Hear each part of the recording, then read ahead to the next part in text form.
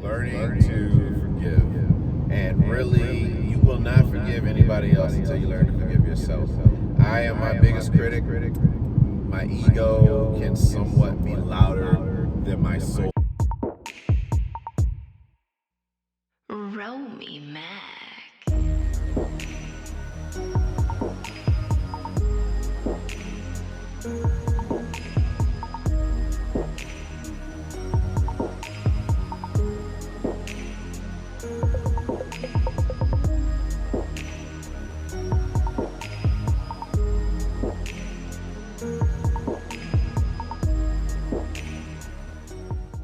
So, what are your thoughts on women coming forward with abuse allegations in the media? Here's the thing about coming forth of it. I would hope that they would come forward with abuse allegations in the media. Being the father of a daughter, I would definitely want someone to believe my kid if she were to come forth with anything about abuse and whatnot, that the law enforcement would do all they can to ensure that justice is served for the situation. I will say though that the system has been tainted. Like with a lot of the ones that come forth that lied about, like I said, allegations, but that I believe that's what the courts are for, right? That's to present evidence so that we can see that what this person is saying is backed by something, is to be true.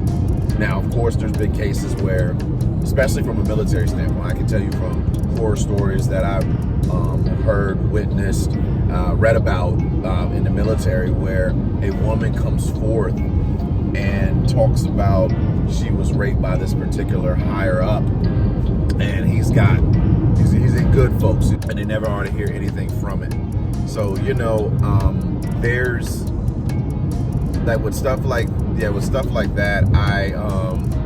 I don't necessarily care for. I don't agree with. I think that's unethical to do, but it is life.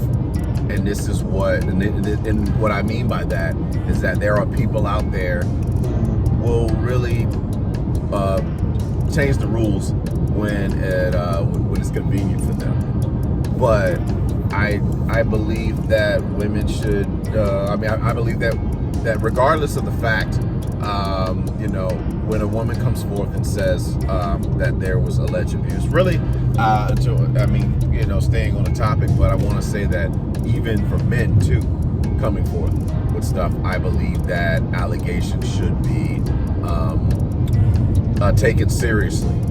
As the same breath that they do, like for instance, what's going on right now with Cassie, and grateful that there was footage that she was able to, again, back in her story, because I'm sure, like many people, if you don't know anything and they do a good job of keeping things under wraps, which they had, because I mean, Diddy is one about image. Yeah, except for those that are in the industry that kind of like that would even know. I'm not in the industry. I am merely just I'm a child that grew up listening to the music and remember seeing him all in the videos, all on the records, dancing. You know what I mean? As Suge Knight said. But like I don't know him personally to even want to defend him. You know what I'm saying? That was very interesting to me, where I saw a lot of male celebrities. I'm sure there probably were some female too, but that probably knew Diddy or whatever. But there were male celebrities that were trying to state, why would she wait so long, and all these other things. Like, why would a person wait so long? And I guess I have to put my own foot in my mouth, because I said the same thing about the Cosby situation, right?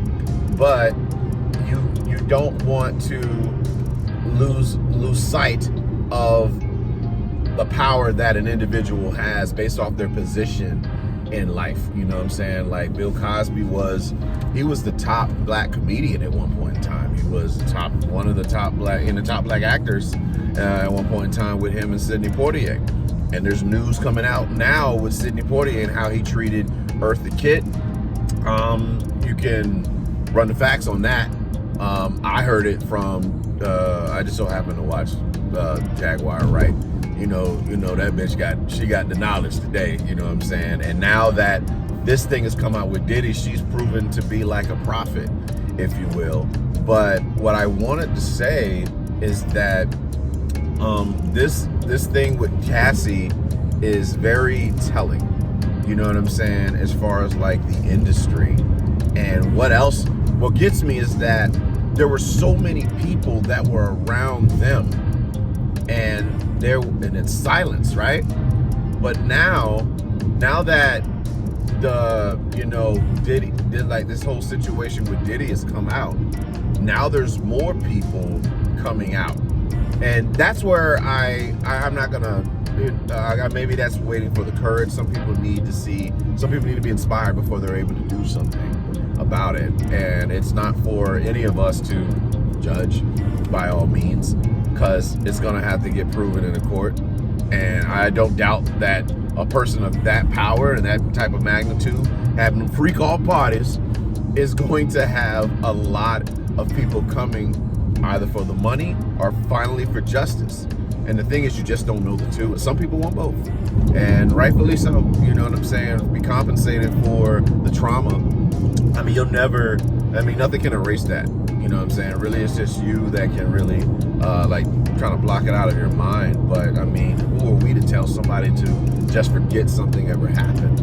That's not for any of myself or you, the listener, the viewer, to be like, oh man, Cassie, just forget about this thing. You got paid. No, trauma. There's no timetable on trauma, but you are in control of how much it gets to you. That's one thing I will say. But my thoughts on women coming forth with abuse allegations, I'm definitely a proponent for it. To come forth and also being believed that this thing did happen, and why and who are we to discredit anybody just yet? You know what I'm saying? Now, like I said, it all depends on the situation, because there are some people that are out there in the world that are very much snakes, man. And the thing is, it's like when you've been fucked over, like in that position, it's hard to know who's who. Like a good movie about the football player, it might be still on Hulu, but it was a football player that was messing with this girl in high school, and they got caught by a security guard. I forget the name of the movie, but the guy that played MC Ren in Straight Outta Compton, he's the lead in the movie, and he ends up like the football player wasn't. He was in California. I think it was like it might have been Compton or something like that. One of those surrounding cities over there.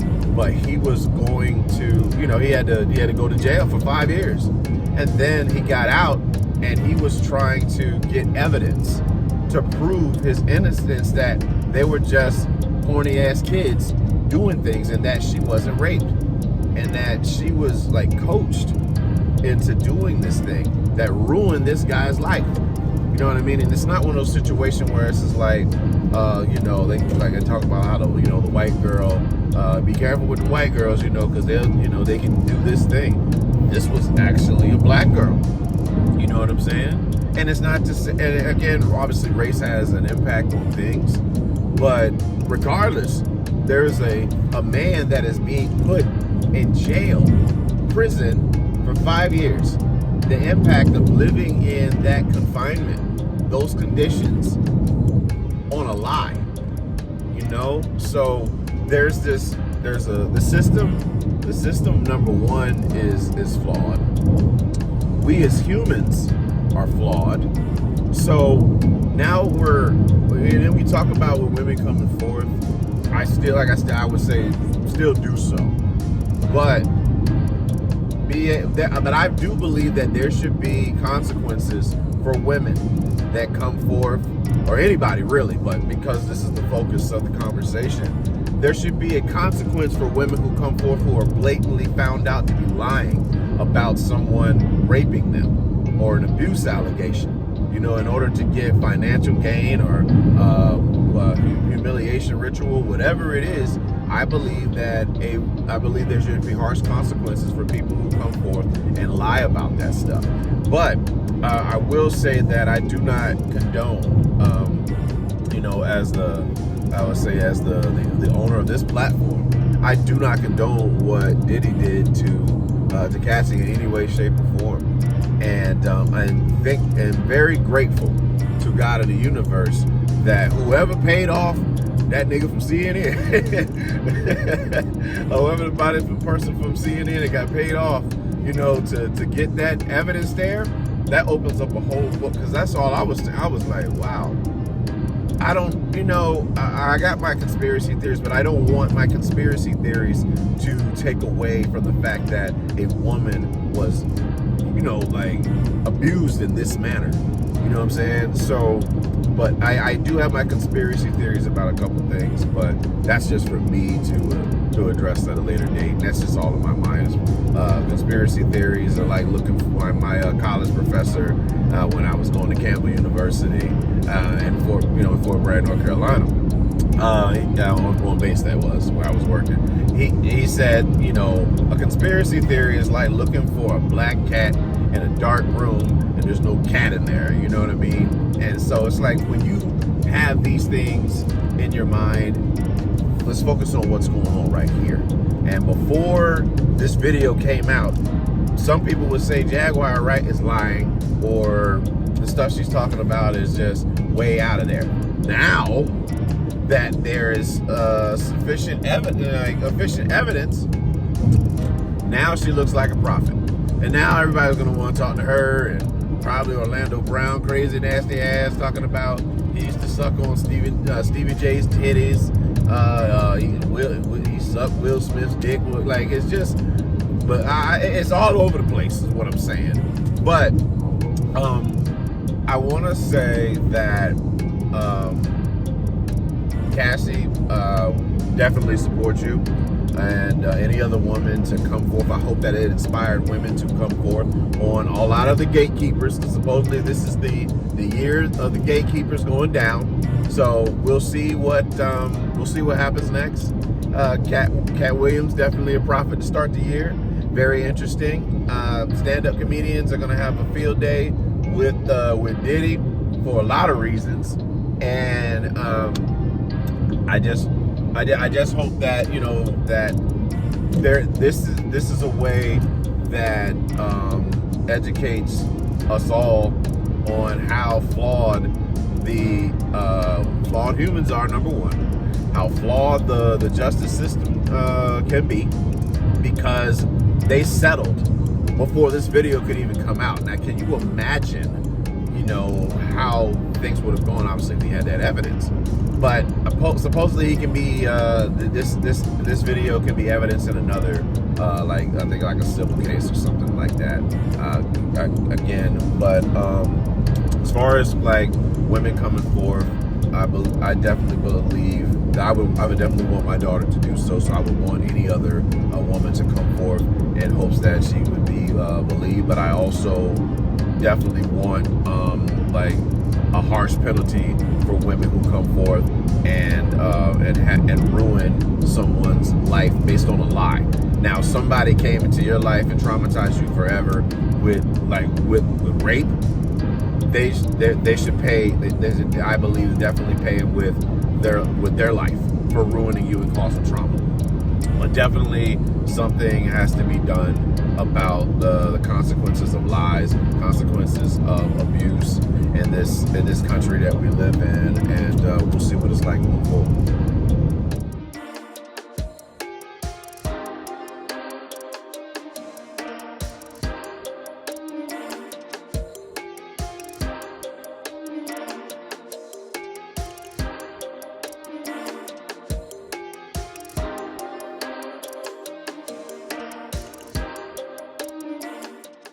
Yo, real quick, I just need you guys to like, comment, and subscribe to this episode as well as this channel.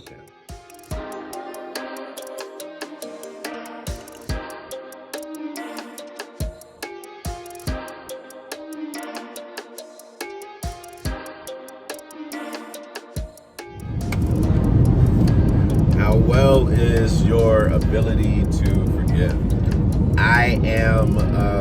That is one of the things I'm working on with my life, is learning to forgive.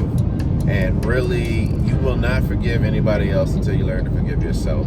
I am my biggest critic. My ego can somewhat be louder than my soul throughout the week, and it has shown in the past few weeks. And it's something that I'm glad that it happened. It allowed me to see some things about myself. It allowed me to reflect on the things I've done, things that's been done to me, and what does it all really mean? Like, is anybody coming to save you? Is anybody going to right their wrongs? It's like, this is the thing about life, right? If somebody comes and they rob you and they just go, and I wait for that robber to come back to apologize for robbing me, I could be waiting forever. That robber's gonna go on his life and fuck up somebody else's life. But here I am, I'm waiting for justice to be served for me, for this person. I'm sitting still. And that's what I do a lot of times when I feel like I've been wronged in life, is that I'll sit and I'll wait for that person to come back. And it's like a little kid in elementary school. It hits you in class. Tommy, say you're sorry. Or, like waiting for somebody, to come and apologize for causing me pain. And strangely enough, in most cases, it's not going to happen. It's not to say that it won't ever happen, but in most cases, it won't.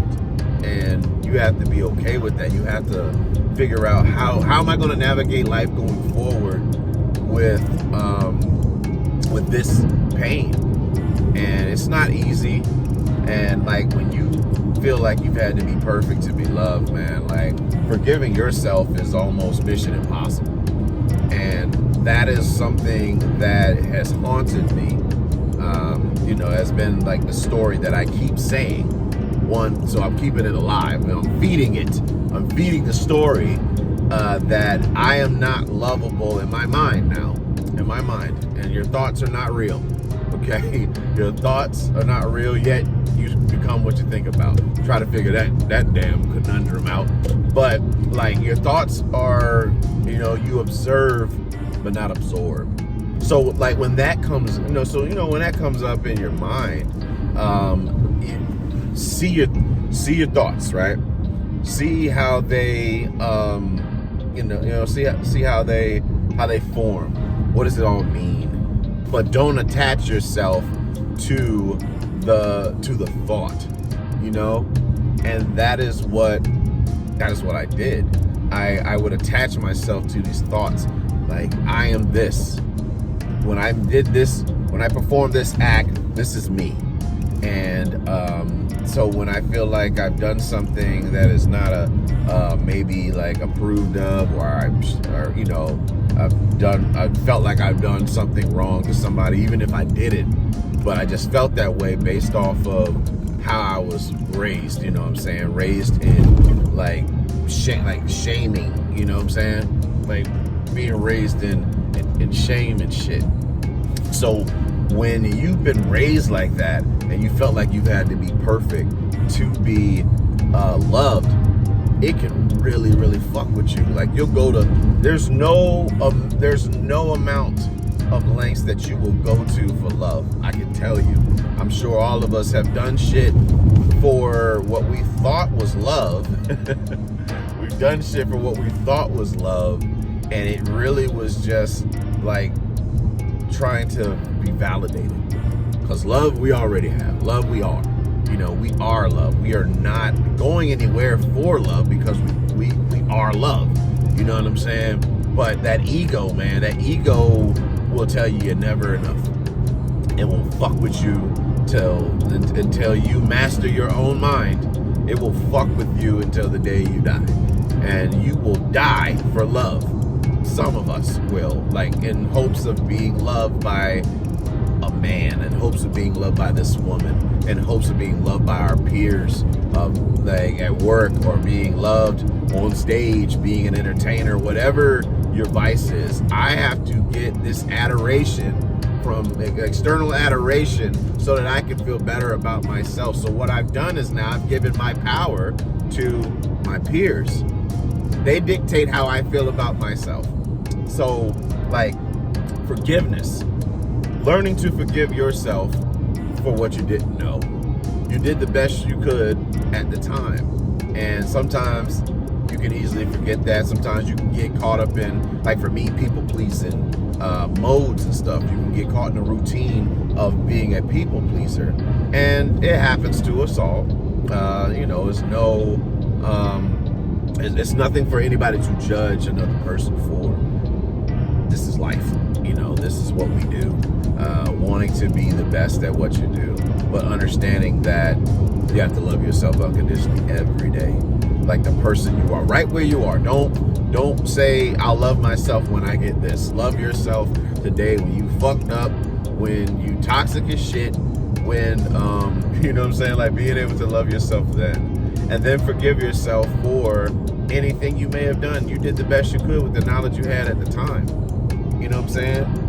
And once you are able to forgive yourself, it'll be then easier to forgive others. And I just been sitting with myself lately and learning to forgive again, because a lot of times I'll replay the same horror movie in my head with this particular person and what they did, and I'll feel that pain again. You know what I mean? And then I don't like to project my shit. I do my best not to project, so I will distance myself in hopes to, like, gather thoughts. Number one, ask myself why it happened, what control I had over it. Am I looking at this in the way that the individual intended? You know what I mean? Like, instead of making my own assumption of the situation, like, just really thinking about it. But forgiveness, my ability to forgive, I would say that my ability to forgive is, I used to be really good at it because I was raised to do so. No matter what happens, forgive. And that's where I had to learn to be better at, I would say, not forgiving, but having stronger boundaries. Like, okay, cool, I can't let you do the same shit you did to me no more. I can't allow you to be in a position to fuck me the way that you fucked me before. That is what I had to learn as a human. Because I would forgive you for any fucking thing. You know, you slap me in the fucking face.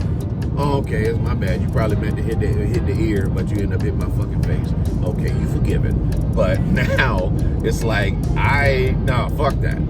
Oh no, apology without change behavior is manipulation. So, this is it.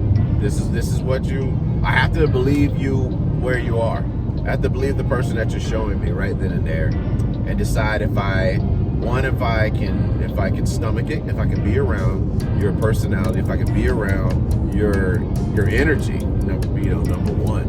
And if I don't feel comfortable around your energy, I'm all about being challenged and being uncomfortable, like being comfortable with being uncomfortable.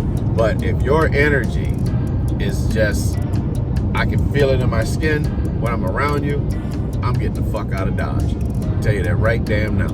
But the ability to forgive, I would say it's improved over the years, and I know it's more challenging with family, but I would say that I'm getting pretty better. I believe I'm getting pretty better at it. The person that I'm trying to learn to forgive the most is myself, and that's gotten better over time too.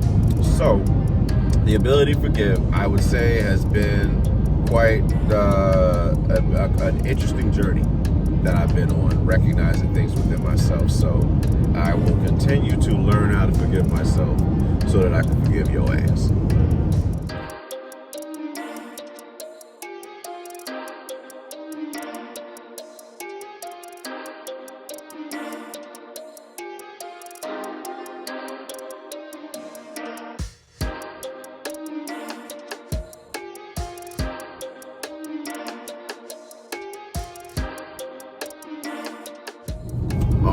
All right, let's get fat. All right, so the perfect pizza for me, stuffed crust, number one. Stuffed crust on a New York style type pizza. That fucking, if it's even possible to have stuffed crust on like a pizza that's built like a New York style, a Brooklyn style slice or whatever. Like, when you go get a pie, not even a fucking pizza, you go get a pie. And mad meat, no diddy. Mad meat, no diddy. Let's see, mushrooms, green peppers, fuck olives forever, number one. I don't really care too much for onions. What else, man? So pepperoni, ground beef, ham. Pretty much are meat lovers. New York style meat lovers would probably be like the perfect New York style meat lover stuffed crust pizza would be the perfect pizza for me. I think that would be fucking amazing. I want to pitch this idea once I get a little bit more successful, and I have a name. I'll have a name for it at some point in time. But that's what I would find to be the perfect pizza: a Brooklyn style stuffed crust pizza, meat lovers with mushrooms and green peppers.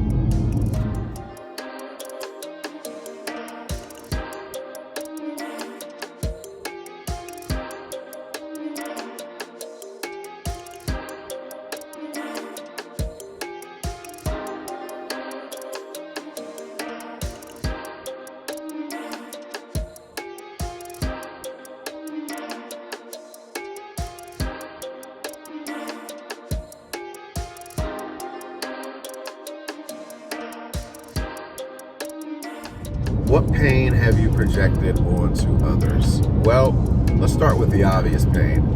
I have projected my insecurities onto my little brother when we were kids because of the attention. The attention was divided. So I became that older brother that would, fuck with the little brother. And because you're upset that you had to share this energy that your parents, mother mainly, was given to this child because he needed it. You know what I'm saying? He needed it. But I projected that pain onto him. And when he started tattling and shit and telling on me, that's when I really turned up the pain notch a little bit more. But you know, I would definitely say I start there with that. I projected my pain onto my little brother at an early age, and vice versa too.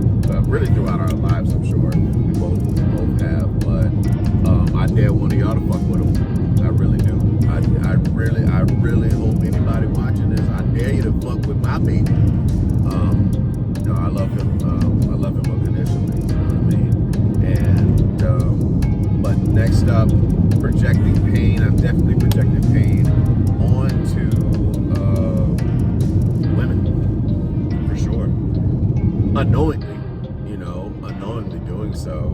And by that, I wanted them to, I projected the pain of wanting them to be my mother. I wanted them to right a lot of wrongs from my past. And you're asking for perfection because you believe that you have to be perfect to be loved. So in order for you to love me, you have to be perfect. And that was totally unfair to whoever those women I was in relationships with, where I went from when I turned into what I would say the parts of me being a beta male, wanting a woman to be my mother instead of me leading her. You know what I mean? Like, I would do leadership. I still had leadership qualities, but emotionally I wasn't in tune with myself enough that to lead. I was waiting for somebody to come and save me. And my savior had titties, is what I thought. I thought the woman was gonna save me with titties. And it doesn't always go that way. And well, it doesn't go that way for me now. You know what I'm saying? Like a woman, I'll definitely take nurturing. I'll take nurturing from a woman. But as far as like saving me from my own mind, the only one person can do that. Only one person can do that. Now my therapist, now Megan, she can help, you know, navigate my thoughts. But I'm the only one that can save me. And so I projected pain by being untruthful, by being, responding emotionally in things where logic was needed to calm the storm. And that's what I learned over the course of, especially like the 20s. The 20s were very, very challenging because I was very innocent. And then I got with someone that tainted my vision of women. So when that happened, I was living in fear now. I was no longer living in love when I was very innocent and it was just wanting to love. It's almost like a dog, if you will. You know what I'm saying? Like a dog will love you, you know, will be loyal. It's very, you know, very innocent. But once that dog has sustained trauma, that dog is going, anything that remotely looks like your ass or a feeling, a dog is going to be nervous as shit, you know what I'm saying, around this individual. And that it's an energy that they don't forget. And we won't forget it, you know what I'm saying? So it's like, I don't want to go through that pain again. I do not want to go through that pain anymore. So I am going to protect myself. And at the same time, I'm punishing myself because I'm not allowing myself to feel love, right? So I desire love, you know what I mean? I don't need it because I am it, but from like a connection, right? I want connecting love. This is me in my 20s, right? I want connecting love, but I don't want to let you close enough to me to where I can get hurt. You can't have both. You can't have both. You gotta be willing to take the motherfucking risk. And sometimes you can be a pussy. Sometimes you can. Like the strongest man, the most masculine man can be a pussy. You know, for the fact that, nah, bitch, you ain't about to, no, you're not, that shit hurt. I don't want to feel that shit no more. You know, I can say that, right? But there's a risk. Everything is risky, as Jim Rome says. You know, going to, you know, being a parent is risky. Going to work is risky. Starting a business is risky. Going to the gym is risky. Sex is risky. Lord knows. And it's like all these things are risky. But what risk are you willing to take? Is it what risk is worth the chance? You know what I'm saying? Of shit going south, or not the way that you want it to go, rather. And so, you know, I would project that pain onto these women. I would be afraid to allow you to get close, so I'm gonna bark. I will bark as much as I can to keep you the fuck away from me. At the same time, I still want you close because I like holding them titties. I like, I like holding on to you. You know, this is, again, in my 20s me. This is my mindset then, and where I would say, projecting pain unknowingly more than what I would say I know right now. I'm a lot more emotionally intelligent than I ever was in my life when I was in my 20s. But like in my 20s, I was in pain. I was definitely in pain. I was in survival mode mentally, and I did not know who was who. So once it happened, once I went through this, I allowed myself to go through this pain, I was projecting my pain on others. You get so filled up with pain, your pain cup gets so filled up, it's going to overflow. So that's what I did. And I had overflow. I had overflow, and I caused pain. Pain was caused to me, and it just goes round and round. So how do we break a cycle is the question, right? How do you break the cycle? 1, get educated. 2, get educated. 3, get educated again. So like being aware of these things that you're doing, and it takes time. It takes time. It's about growth, I believe, and continue to grow. But I've definitely learned a lot about that as far as like projecting pain onto friends too, treating them as if they were going to treat me the way that certain family members did or something like that, and they're really just trying to love you, and that's hard to see at times because there's a lot of us learn love from a toxic perspective. So what's perceived to be love to us is somebody saying something fucked up, and then when you have somebody that just loves you in this different form, and it's kindness, what are you getting at? What are you doing? People that did that before came with a smile, came with something afterwards that wasn't in my best interest. So it's a learning lesson. But yes, projecting pain onto my brother, projecting pain onto my mom's, projecting pain onto my peers, projecting pain onto everybody. You know what I mean? I was living in pain. I was in survival mode, and I was scared. I was in fear. I was fear of abandonment. It was fear of not being good enough. Fear of just being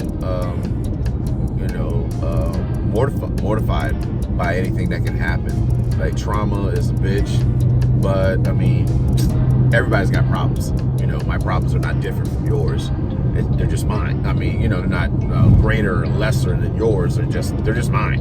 It's just, these are my issues. So how are you going to navigate your own issues? And but that's what life teaches you. So I projected pain on on a lot of people in life. I asked that they definitely forgive myself for what I didn't know at that point in time, and like for the unhealed parts of me, trickling on to them. But we just work to get better and learn. And this is again part 2 of learning to forgive, is recognizing that we all do make mistakes, but still want to protect your peace.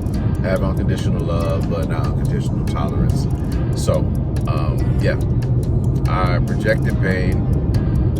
It's projected onto me, but the awareness is key. Good night, kids.